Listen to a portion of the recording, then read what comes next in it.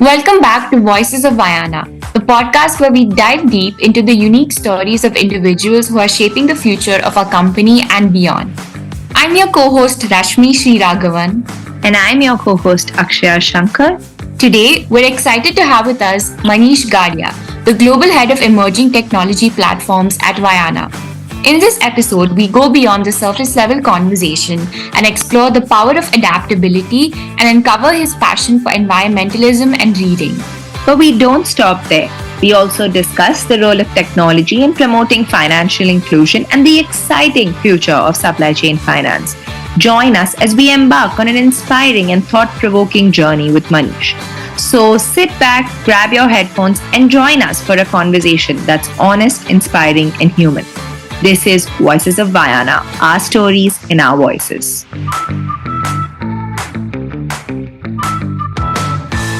Thank you, Manish, for joining us today, and let's get started.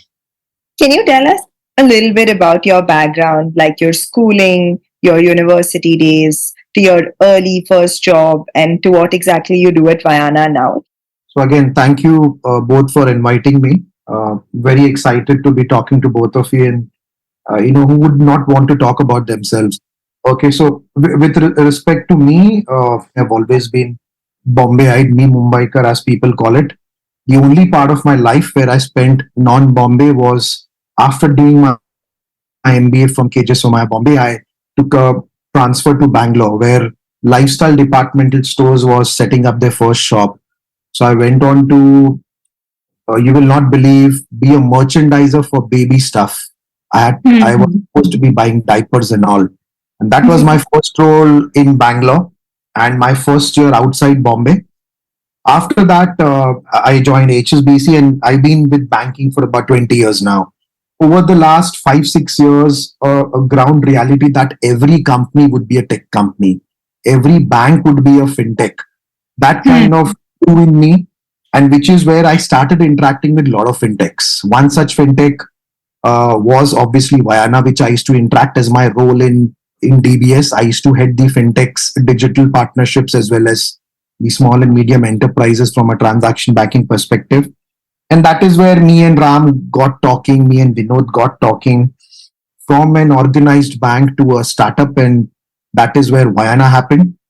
At Vayana, I have two roles. Vayana incubates a company which is based in Abu Dhabi called as Vayu.trade. That is into a private debt platform using blockchain rails.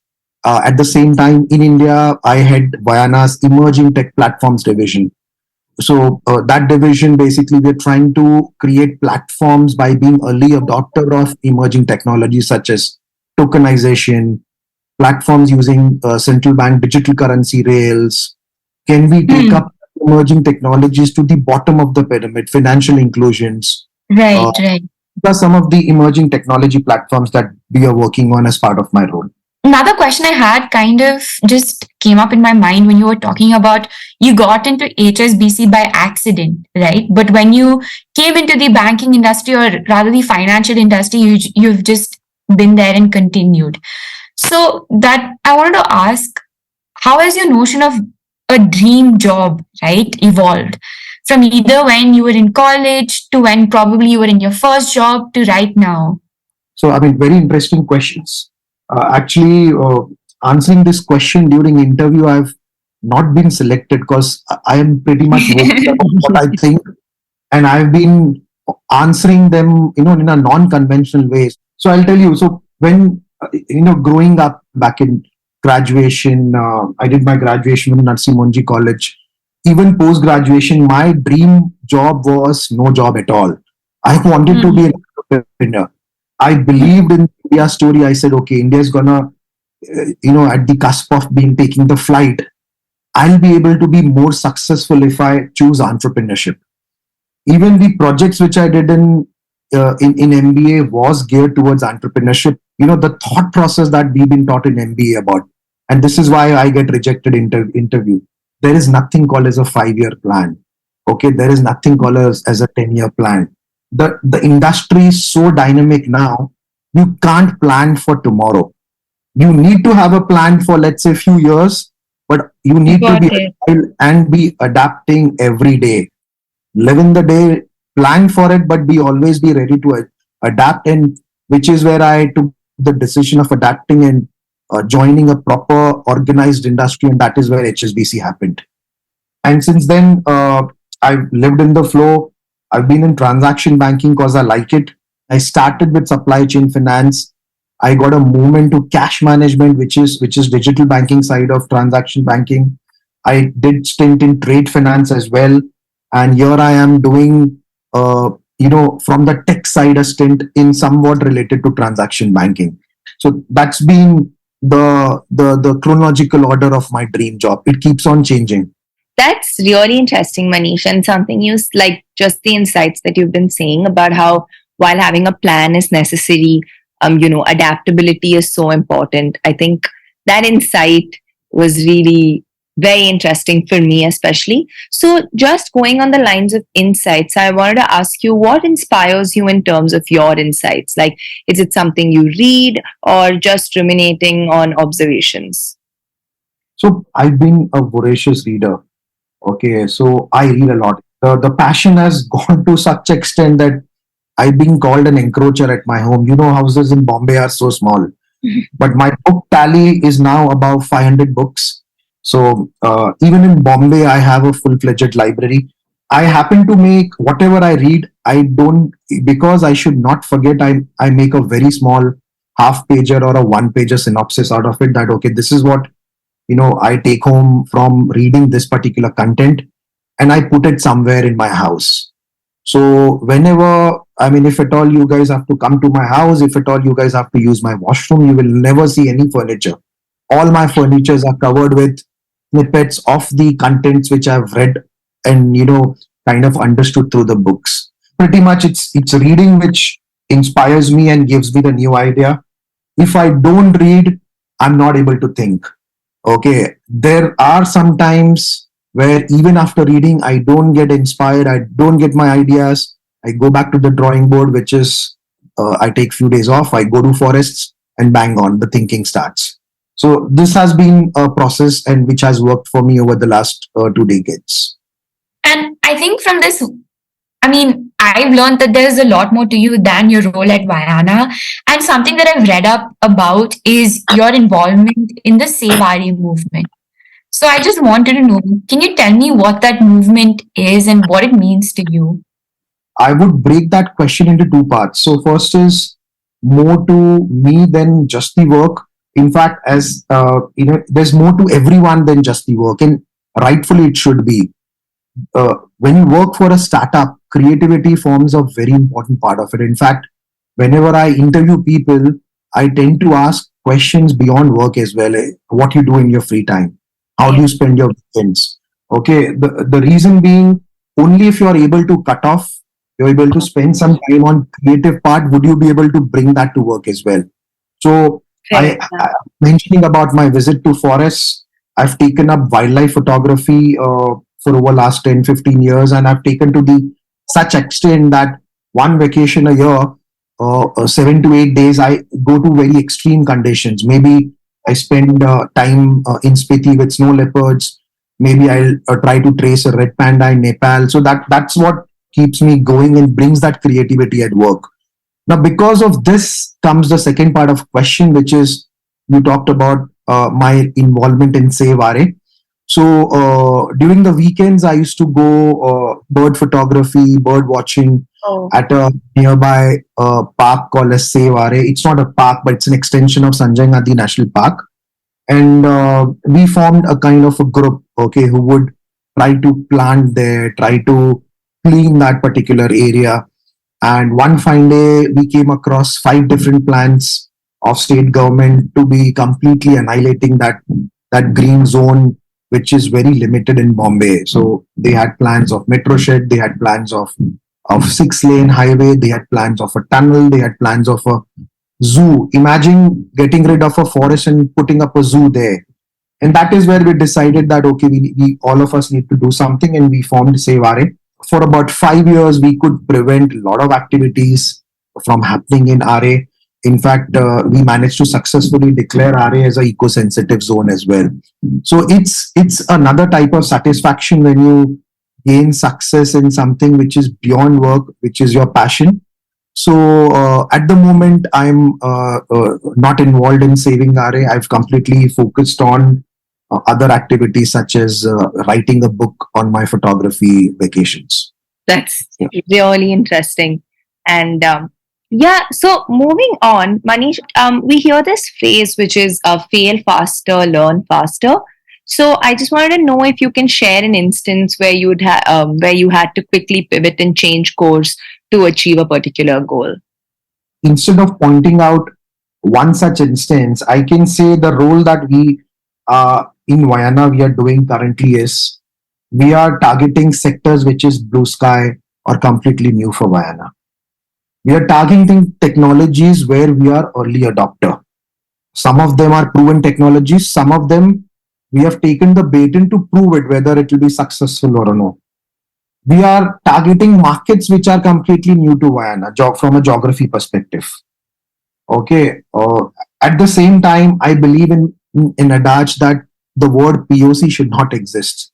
Okay. Everything that we do should be scalable. So, given all these parameters, I think everything that we do or that my team does is a challenge. There have been times where, as you said, that okay, if you fail, learn from it and move, faster so that you come out of it. A simple instance would be we initially wanted to pilot Web3 in India. Okay, we could not. We moved it offshore to GCC. There are countries which are taking Web3 positive regulations. There are countries which they are not. So we've decided to let go of those countries. So every day has been adaptation. Every week, the strategy has been of that of adaptation. And rightly so. I mean, with the kind of parameters that we are playing, we don't take that as a challenge. We take that as the fun part of the game that we are playing. Yeah. Whatever I just said, this is respect to the Trade, which Vayana is incubating and not the Vayana company. I So, just had a quick clarification. Can you just explain what POC is? Sorry, I might have not got it. so POCs would be so before you actually take the plunge and start developing something, you Oh, develop a yeah. proof of concept of it, whether Right. a small pilot, whether actually this will work when you start building it and you start scaling it to that level. It should not happen that you put all the resources, you build a massive elephant, but it Right. turns out Right. that nobody is going to sit on that elephant. Makes sense. As against creating a factory, maybe you produce a small machine and see if that works. Can you point to one significant challenge that you faced as your role as a BU head, right? Business unit head, and how you overcame it? So I can tell you one challenge which we encountered lately and how we have overcome. In fact, for a lot of challenges that we come up with, technology is really the answer. So we are working. This is part of the Vayana Emerging Technologies division. At the moment, we have insights right from anchor to a kirana wala, which is about Okay. 60%, 50 to 60% of the cake which exists in India. Okay, so earlier when banks were there, banks took up let's say hypothetically 30% of the cake, then came NBFCs which took up another 10%, fintechs took up another 20%, 40% of deserving micro entrepreneurs or nano entrepreneurs which are at the bottom of the pyramid are still not served. And for an economy like India, from a 3.2 or 3.8 trillion to become excess of 7 trillion, we really need to take care of Hmm. the massive population which is below.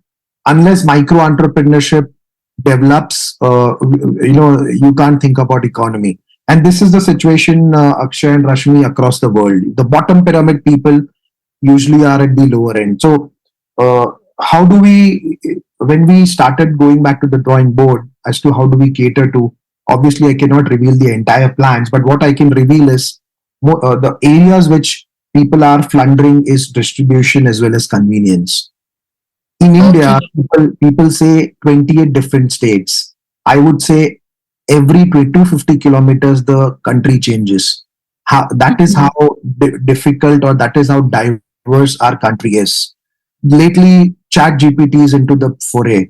Imagine conversational AI to such an extent where the bottom pyramid person who's struggling right now with his English, or a Tamil person who has to use a Hindi application, he just uses voice.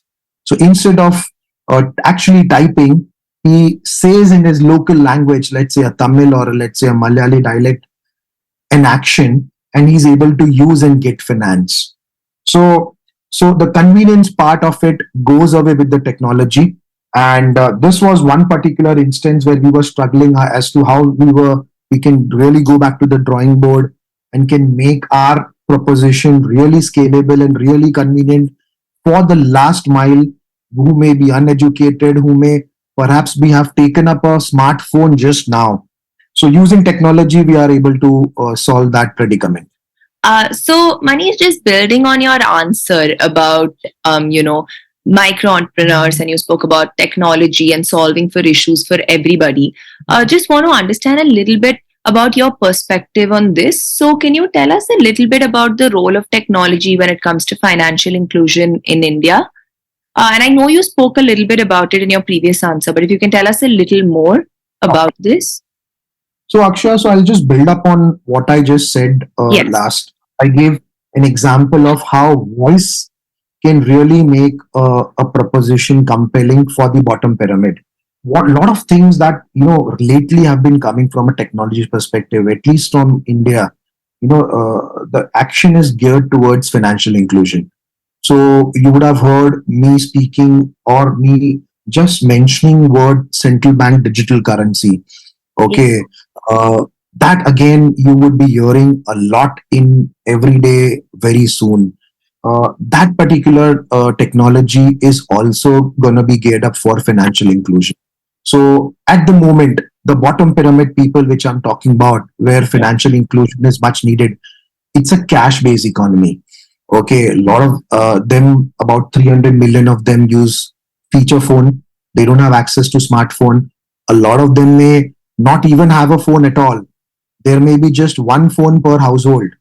How do you get that technology to them? So I'll explain the answer with help of again another example called a CBDC. Yeah. For them, they may not have a credit score. They may not even be part of the KYC system properly, which requires for you to open a bank account. Whilst Jandan account is there, I don't even know how many people use that Jandan account. Is it of convenience for people to be using it?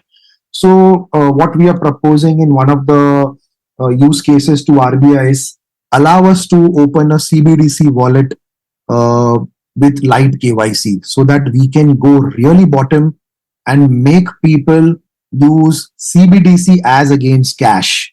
The more they use CBDC, the more trend or data analysis that we can do on them, the more we can make them part of the financial inclusion. If you are in cash economy, I don't know what kind of transactions you are doing, but if you are part of any kind of electronic or a digital money, I can set up trends and I can score you alternatively. So that is another way in which how technology can play a part in financial inclusion. Manish, based on what you just said, you used phrases such as, embedded finance. So I want to ask you, what do you think is one of the most probably overused technological buzzwords, right? That people need to stop using. It's a bit of a controversial question, but I just wanted to step in and ask. With respect to buzzwords, frankly, again, I will not give you one or two answer. I will just say I hate all the buzzwords. So since the time I've joined Vayana, my philosophy has been I always say consider me like a 10-year-old person. So talk to me like you talk to a 10-year-old person. So that is what I tell my techie team as well. Okay, please avoid jargons. In fact, we've come up with an employee ethos charter and an employee pledge in our team where a hashtag is there, avoid jargons, unjargon it. So whenever somebody says a jargon, we say hashtag unjargon it. Another part of our ethos is a very common principle called as KISS, which we somebody when they've been talking, it gets complicated. We said please kiss, please keep it simple, stupid, right? If there's a buzzword, we as far as possible, again, it's very subjective. We try to avoid buzzwords in our teams.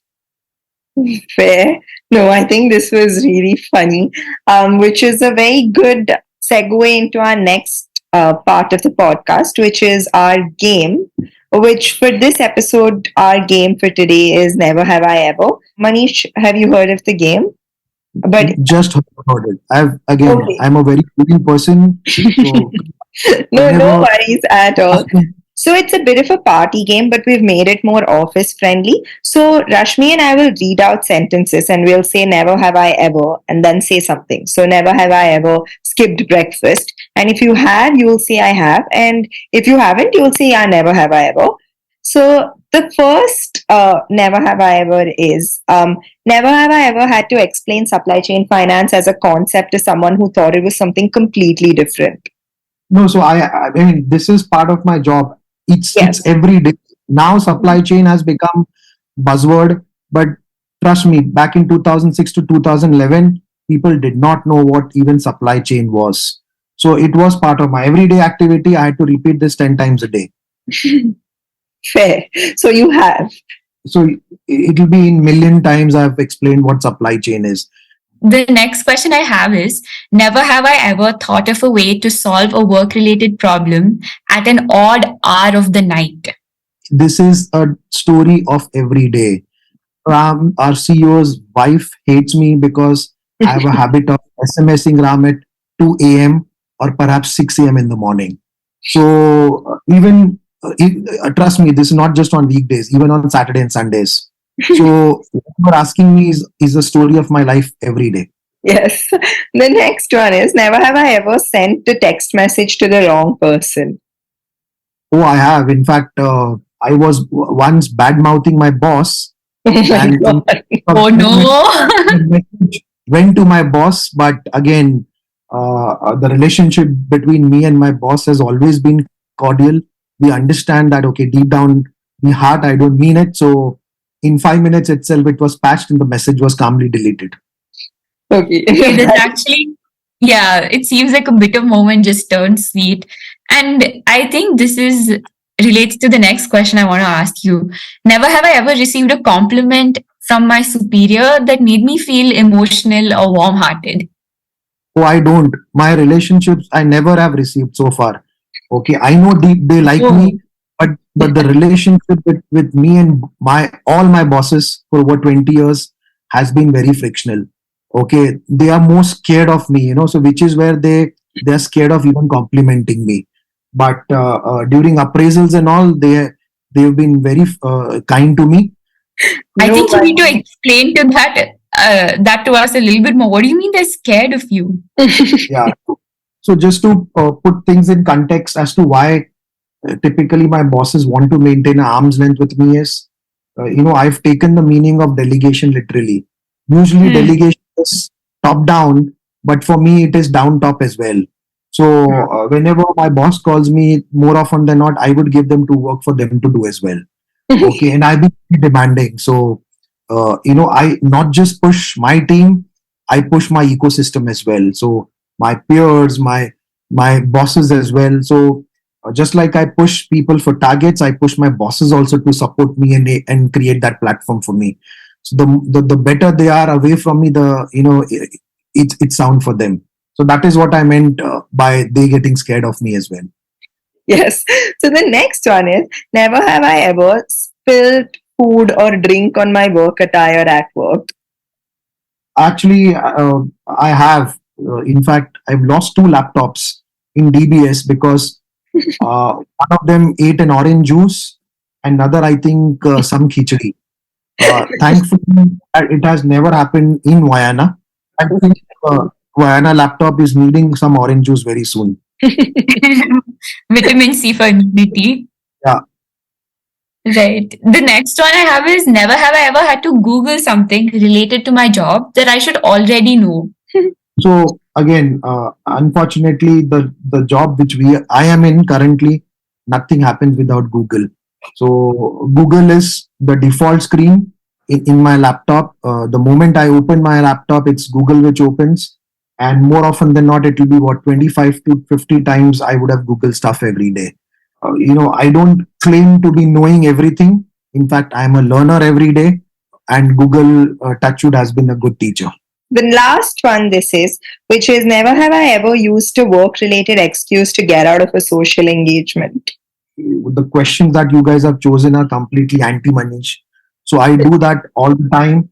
I am an anti-social person. Only in Vayana I'm a little bit social. I don't know how.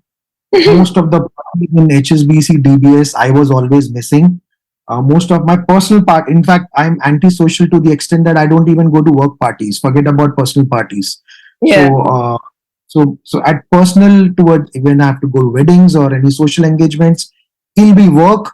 And if there are work related parties, it will be vice versa. It'll be personal engagements. So I Oh, avoid smart, yeah. social engagements at both the ends, work as well as personal. I don't know. I'm like out of words just listening to your answers, which was so funny because we didn't expect to So get I so said many I have. all your questions was anti Manish. Correct. Maybe we just wanted to get all these witty answers out of you, of your laptop drinking orange juice and all of that. But it's been an absolute blast having you, Manish. Thank you so much for agreeing to tell your story and to say it in such a fun way and make it so interesting. We had a great time with you on our podcast, and we hope you did too. A full Thank you so much joy. for it.